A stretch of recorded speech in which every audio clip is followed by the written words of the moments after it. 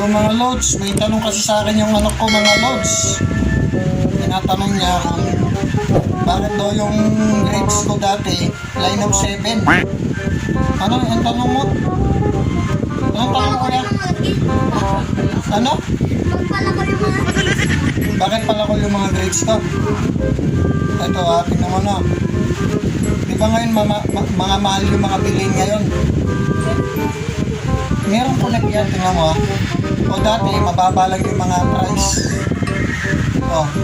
Kaya dati, yung bigay ng mga teacher na grade,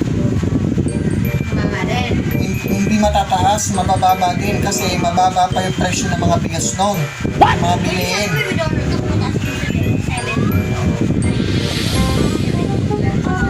Yung pinakamataas noon, 80. Wala pang 90 yun. Hindi pa uso ngayon yung 90 dati.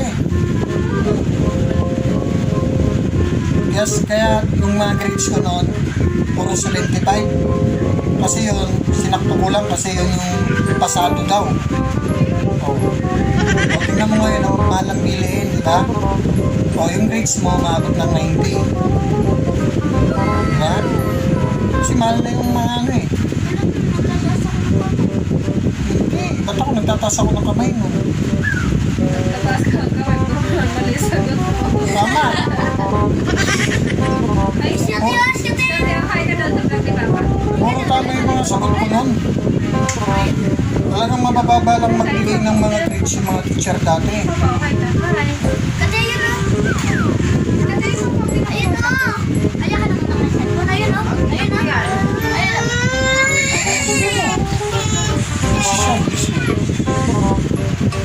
Okay, alam mo na.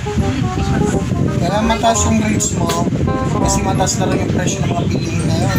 Doon sila bumabase, no? Dati, baba lang yung mga bilihin nun. Kaya yung mga grades ko, 75 lahat. Pero mataas na yun. Makuha mo na? Hindi pa rin. Hindi pa rin ito.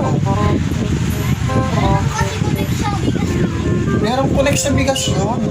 Ano yung pala ko? Tapos kunik sa bigas. Mataas na nga kasi mga bilihin, kaya dapat mataas na sila magbigay ng grades.